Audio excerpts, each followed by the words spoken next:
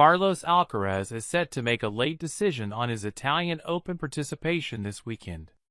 The world number 3 was forced to pull out of his home tournament in Madrid with 2 separate injuries, and did not know whether he'd be ready in time for the Masters 1000 in Rome.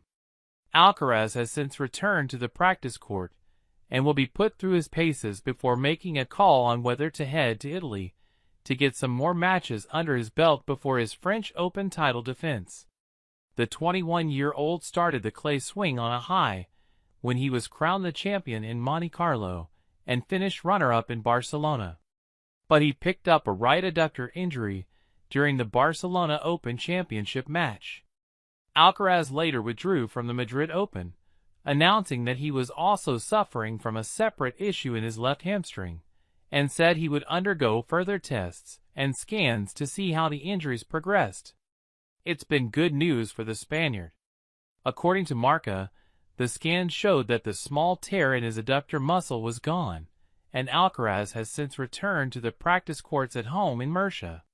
He will now take things up a notch this weekend, playing more intense practice points and sets to see how his body holds up before deciding whether to play the Italian Open. If he does opt to compete, Alcaraz is expected to travel to Rome on Tuesday, May 6, one day after his 22nd birthday.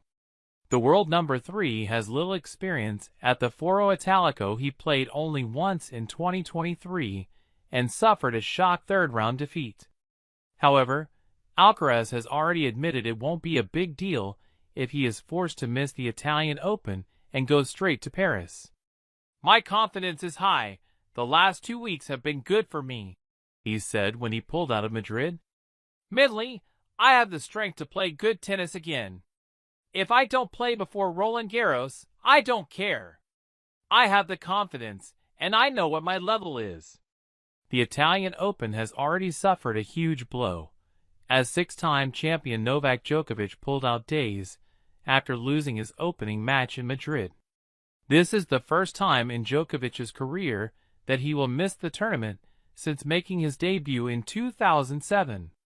Meanwhile, world number 1 Jannik Sinner will make his return in Rome after suffering a 3-month suspension as part of a case resolution agreement with the World Anti-Doping Agency.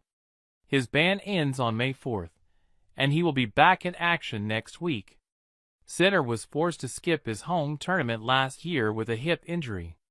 And that wraps up today's news. Thank you for watching.